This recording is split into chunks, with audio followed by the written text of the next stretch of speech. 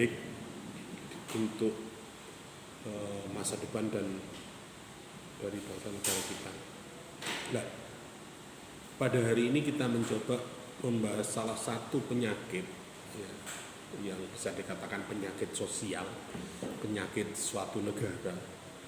Kenapa negara itu tidak menjadi baik atau menjadi rusak atau menjadi tidak adil bagi kehidupan warganya? Itu salah satunya adalah korupsi. Kalau Anda mendengar istilah korupsi, saya kira bukan hal yang asing bagi kalian, atau mungkin karena adik-adik ini rata-rata dilahirkan di era reformasi ya, tahun 90-an ke atas, sehingga mungkin stigma atau paradigma adik-adik terkait dengan pemerintahan mungkin lebih banyak mengenal istilah korupsi itu. Tetapi mungkin adik-adik hanya sekedar pengetahuan ya, hanya sekedar tahu yang terjadi di negeri kita. Nah, apa sih yang sebenarnya adik-adik pahami terkait dengan korupsi itu ya. Ya, mungkin kalau hari ini kejadiannya adalah komisioner atau mungkin anggota atau yang menduduki jabatan KPK yang tersandung persoalan itu juga ya. Kalau kita bicara tentang korupsi ya mungkin tidak ada habisnya.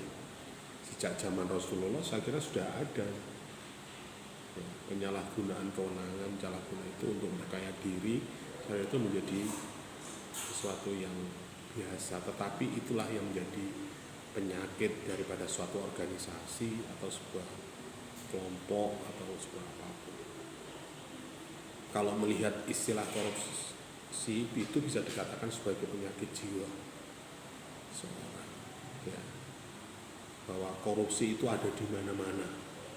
Korupsi hampir di semua lapisan, dari pamong desa hingga pemerintah pusat, bahkan hari ini pada penegak hukumnya.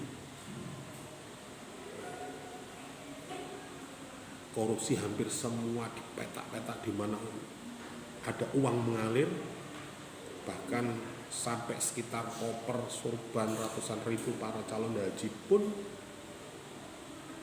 ada korupsi.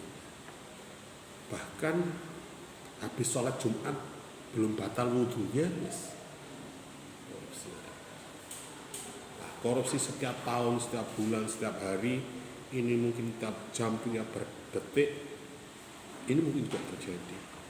Korupsi menjadi salah satu sahabat sehari-hari. Korupsi menjadi salah satu identitas terpenting bangsa yang besar ini, bangsa yang selalu besar, bangsa yang selalu membesar-besarkan dirinya sendiri. Korupsi atas uang rakyat, uang orang banyak, korupsi otoritas birokrasi sesungguhnya memerlukan amanah. Ini maksudnya bahwa setiap pejabat saya kira sebelum dilantik dia bersumpah. Bersediakah Anda untuk dilantik? Bersedia. Dengan acara agama apa? Kalau Muslim ya Islam. Bahkan sambil memegang Al-Quran, menyebut syahadat juga. Tetapi ya tetap aja. Korupsi di mana petugas digaji rakyat, merasa GR, tak tahu diri, bahkan yakin bahwa mereka adalah atasan rakyat. Korupsi makna ratusan kalimat filosofi, prinsip-prinsip dasar negara, undang-undang, konsep, aturan-aturan, semua dilakukan. Korupsi interpretasi di kantor-kantor para buruh rakyat, serta juga sel-sel jaring otak mereka. Jadi adik-adik kalau masuk di dinas, departemen, partai politik, bahkan yang di dalam otaknya, dalam pikirannya apa? Ya apa caranya nyambut gawe, golek duit kabeh. Korupsi, penafsiran, penataran, instruksi, petunjuk, kegilaan nasional. Kita semua menggunakan kosakata petunjuklah. bukanlah pembuat takabur, bahkan pemilik hidayah pun juga kita korupsi. Korupsi keragaman ketunggalan, disuruh bersatu tetapi tak boleh ada 2, ada 3, nggak boleh berdiri satu kaki, harus satu, ya tetap aja.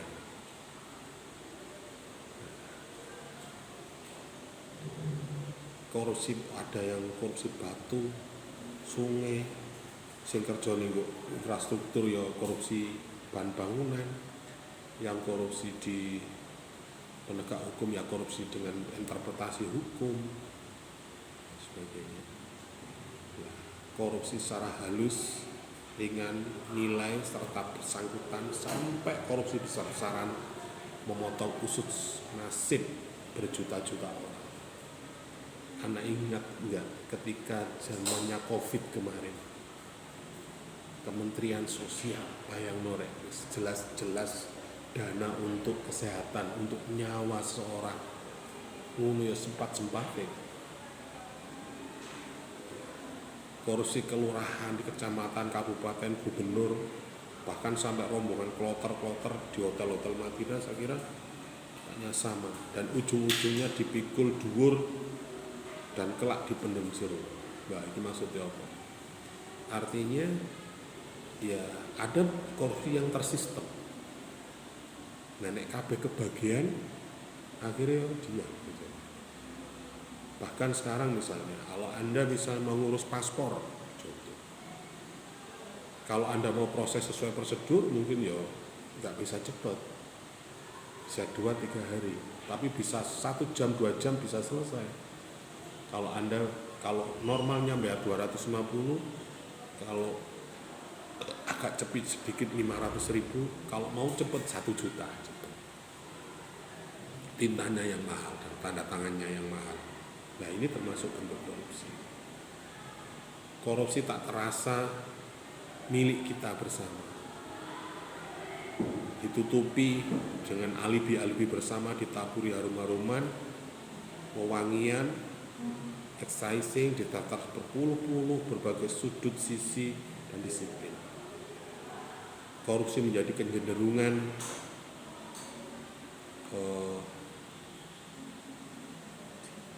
menjadi kecenderungan sehari-hari, menjadi naluri alamiah, menjadi sebuah kebudayaan yang menjadi makanan pokok setiap hari-hari, menjadi candu, membuat orang menjadi rugi kalau tak melakukannya. Jadi seakan-akan ketika seseorang mendapatkan tugas amanah di mana dikatakan, oh ini lahan basah, dinas ini kering, nggak ada uangnya, nah, itu pun sempat muncul. Bahkan itu menjadi taruhan, bahkan itu menjadi pilihan bagi mereka-mereka yang mau menduduki sebuah jabatan tertentu. Kenapa orang berebut untuk menjadi presiden? Kenapa orang berebut untuk menjadi anggota legislasi? Kalau kita bicara ilmu pemerintahan, mungkin nggak banyak orang yang mempelajari ilmu pemerintahan. Tetapi ketika ada peluang di pemerintahan, siapapun akan masuk ke pemerintahan atau masuk ke aparatur negara. Mungkin dibutuhkan 200 PNS atau ASN. Yang daftar berapa? 50? Dibutuhkan 200 satu kabupaten Mojokerto misalnya. Yang daftar bisa 3.000. Bayang ngorek. Apa kepingin dadi calon maling kabeh? Kepingin mlebu neraka kabeh.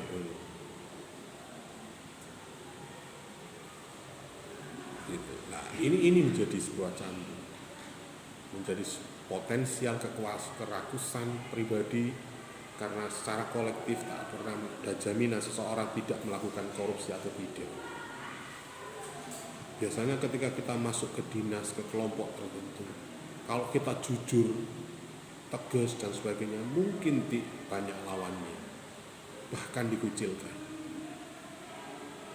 Ini yang terjadi. Tentu saja kehidupan bukanlah sedemikian gelap. Tak ada abaikan, tak ada kejujuran, tidak ada kejernihan. Tapi tulisan ini hanya mengajak untuk bercermin bagi kita.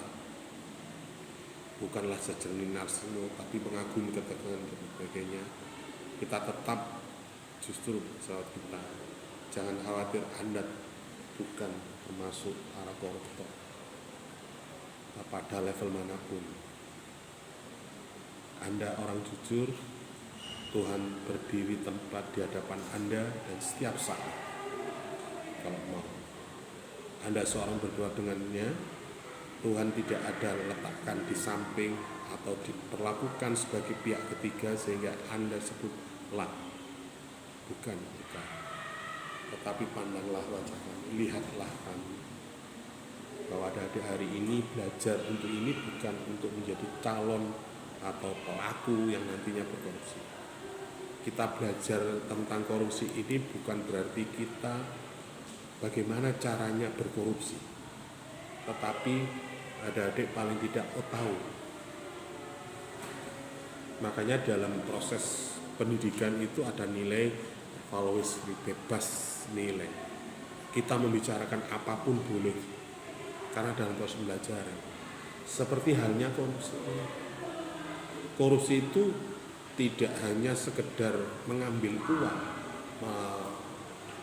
melakukan sebuah kesewenang-wenangan terhadap kekuasaan. Korupsi itu juga ada namanya tindak pidana korupsi. Anda ingat nggak kasusnya Wali Kota Mojokerto Yai Mas'ud Yunus? Ya. Sampean yakin kalau Yai Mas'ud itu korupsi? Orangnya pencuri, maling?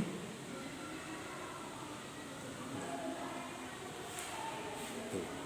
Tapi kenapa di akhir hayatnya, di akhir masa jabatannya dia termasuk kena pelanggaran tindak pidana korupsi?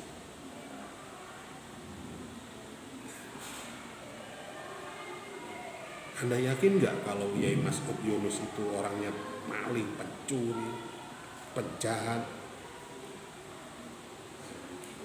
Saya kira bagi mereka-mereka yang pernah kenal dengan beliau, bahkan santrinya mungkin tidak percaya.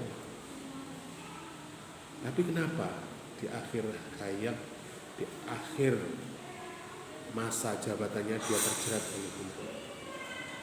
Ya, mungkin dia tidak mengambil uang, tapi karena dia menjabat sebagai wali kota, penanggung jawab pembangunan keuangan yang ada di Kota Mojokerto, hanya memberikan istilah ya lanjutkan, atau hanya sekedar tanda tangan saja, oke se-ACC, padahal gak nerimo nek tanda tangan, oke laksanakan. Kena, itu namanya tindak pidana korupsi. Banyak. Apalagi yang bukan ulama, yang tidak mengerti Tuhan. Makanya tadi saya katakan di awal ada sebuah monolog terkait dengan itu. Di dalam kondisi yang belum batal, suci, dia sudah melakukan. Bahkan korupsi waktu itu termasuk juga korupsi kalau kita benar-benar terjemahi bahwa korupsi itu seperti itu. Korupsi waktu. Nah ini makanya kita hidup kalau dalam interpretasi tentang korupsi, saya kira ya seperti monolog tadi, kita tidak bisa lepas dari sehingga di pemerintahan atau di negara kita penanganan tentang pencuri, tentang istilah korupsi ini sampai dibentuk namanya Komisi Pemberantasan Korupsi. KPK ini adalah termasuk badan ad hoc, bukan lembaga permanen, lembaga sementara sebenarnya. Kenapa dikatakan sementara? Karena sangat krusial persoalan ini. Bisa dikatakan penyakit jiwa kalau secara monolog tadi. Cara menungso penyakit jantung, penyakit yang mungkin sulit untuk bisa sembuh secara sempurna, secara total. Mengapa negeri kita menjadi seperti ini? Keadilan belum tersebar secara merata, pembangunan belum secara merata. Kurang apa negeri kita ini? Adik-adik ini dilahirkan di bumi negara Kesatuan Republik Indonesia itu dengan iklim yang menurut saya termasuk ya normal. Anda tahu siang dan malam dalam jangka waktu yang pas, 12 jam. Bayangkan negara-negara atau yang di benua mana, dia hanya tahu siang 4-5 jam, banyak malamnya, ada yang banyak siangnya. Kalau di negeri kita pasrah, Anda tahu siang dan malam secara tepat, diparuh lah, dalam sehari 24 jam, 12 jam Anda mengenal siang, 12 jam Anda mengenal malam. Sumber daya alam walaupun tidak maksimal, tetapi kita semua punya. Tambang minyak, hutan, laut, ikan, apapun kita, suku, bahasa, kita punya. Nah, kenapa negeri kita kok belum bisa adil, makmur dan sebagainya? Ya karena korupsi. Andai kata itu dimanfaatkan secara betul, secara benar, sumber daya alam yang kita miliki ini sudah melebihi daripada cukup.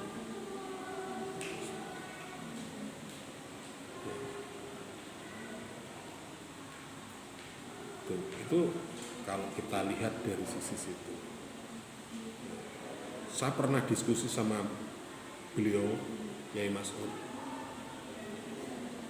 Saya itu tidak pernah terima gaji saya nggak tahu. Gaji saya itu 5.175.000. Waktu itu masih menjadi wakil wali kota. Tunjangan saya sekian. Ada tunjangan kesehatan, makan, pakaian, proposal kegiatan, semua dijamin oleh APBD. Mobil untuk dinas ada, untuk rekreasi ada. Tunjangan lain-lain, saya menjabat pembina organisasi, hampir 15 organisasi. Setiap bulan dapat insentif 500.000. Kali 15 berapa? Belum lagi kepanitiaan yang lain di kedinasan, pasti dapat honor juga. Itu aja sudah melebihi cukup kalau kapasitas kelayakan hidup di kota Mojokerto. Loh, ini kok korupsi kurang piye? Ya mungkin Yeut, wong orang awam bisa mengatakan Yeut sampean jadi wali kota gak melok bondo, sing bondo kan Pak Wali. Sing ngebom memilih Pak Wali sehingga sampean gak begitu. Ya enggak seperti itu.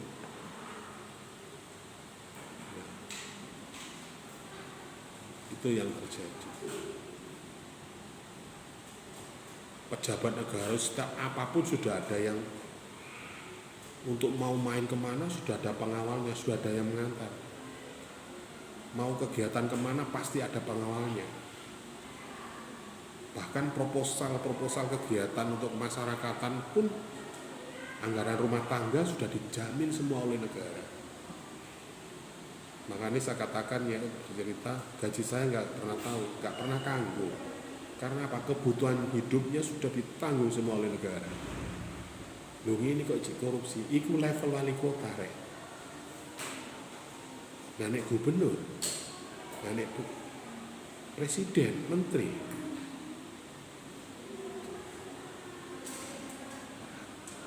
Ini persoalan bangsa kita yang perlu kita hadapi di sini.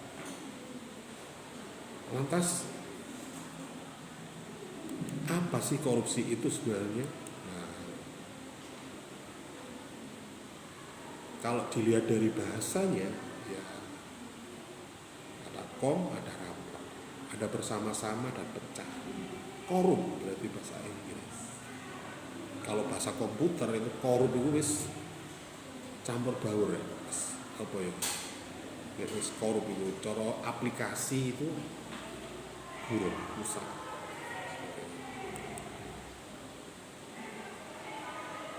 Yang pada intinya korupsi adalah semua bentuk penyimpangan terhadap kewajiban yang dibebankan. Entah itu menguntungkan dirinya sendiri, atau menguntungkan keluarganya, atau kelompoknya. Nah, terus kalau untuk kepentingan orang banyak, Pak, menguntungkan orang banyak bagaimana? Misalnya, ya, tergantung. Makanya di zaman pasca reformasi, untuk andai kata kasus korupsinya Pak Orde Baru zamannya Soeharto, berkasnya lorong kontainer ya. Andai kata itu disidangkan, bayangkan satu kasus korupsi saja gak selesai 1 tahun. Bayangkan kalau datanya 2 kontainer, MKP 1 kontainer datanya, bukti-buktinya, transaksi penjualan dan sebagainya, dan surat semua.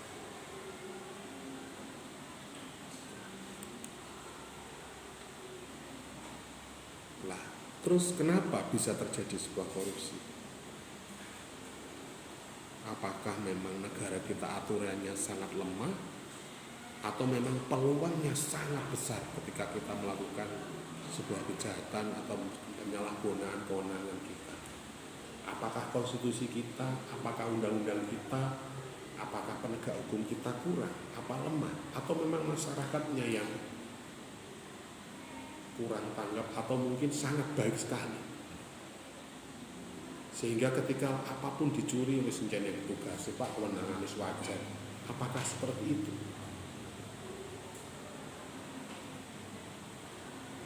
Basa kasare biyen ya sampai seperti PSSI itu. Jadi kalau ada musuh lawan sepak bola yang masukkan gol, itu malah disurahin, bahkan selesai itu disangoni rek. Nek bosone kasar maneh, orang yang mari melacur, sing melacur itu malah disangoni, dibayar. Bahkan penjajahan di negeri kita seperti itu.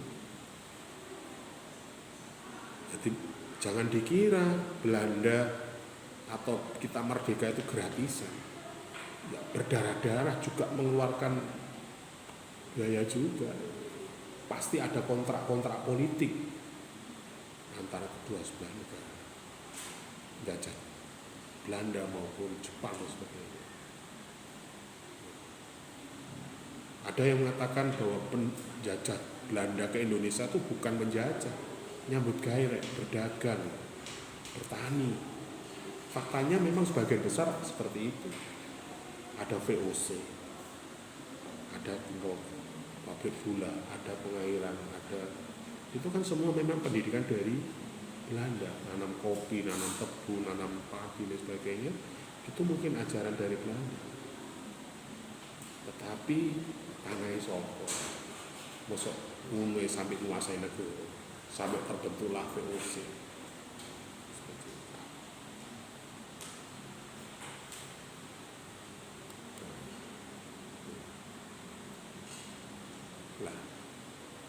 Pertanyaan kita adalah bagaimana itu terjadi? Kalau secara teori, menurut Sarlito, bahwa dorongan orang melakukan korupsi bisa dorongan karena diri sendiri, ada dorongan dari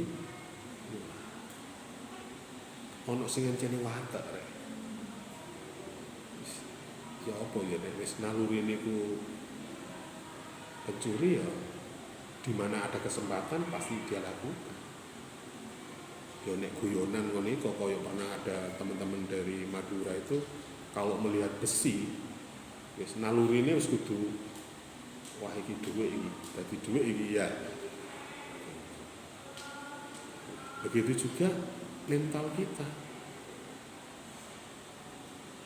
Jadi ada memang dorongan dari diri sendiri yang kita berkeinginan atau ingin lakukan, dan itu pasti dilakukan. di mana ada kesempatan ya piye maneh rek.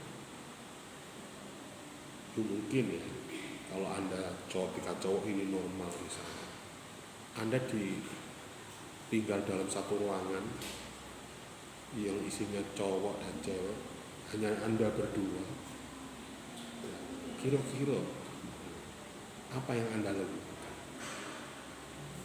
Kalau Anda imannya kuat, tidak punya naluri itu, ya mungkin gak ada apa-apa. Tapi kalau nalurinya seperti hewan, kucing, ada kesempatan, ya bisa juga itu terjadi.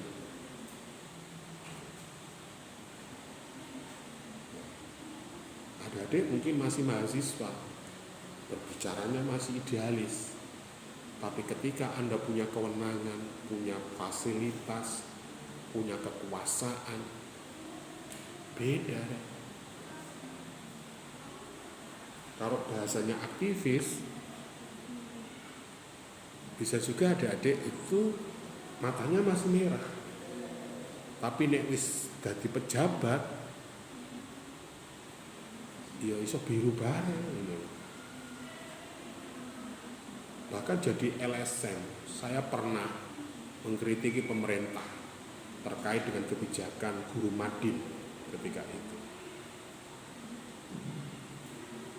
Saya melihat bahwa di APBD kita itu ada hampir anggaran 11 miliar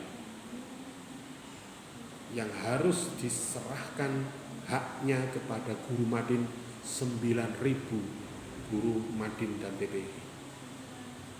Tapi kenyataannya adalah hanya 4.000 yang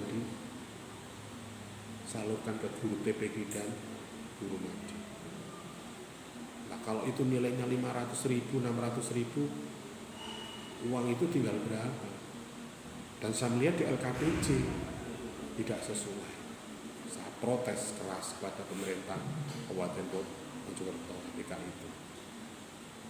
Akhirnya saya berhadapan dengan kepala dinas pendidikan, Kemenak dan sebagainya. Bahkan sampai terjadi bargaining tawar menawar. Saya diajak pertemuan di rumah makan, dibawakan uang 1 kresek. Bayangkan, paling ini tak hitung ya ono nek 200 juta. Suruh dia. Loh ya apa ngene gue? Karena ketika itu diungkap, bupati, DPR, kepala dinas, semua kena. Ketika itu. Bayangkan itu. Jadi anggaran 11 miliar hanya keluar 6 miliar. Yang 5 miliar kemana?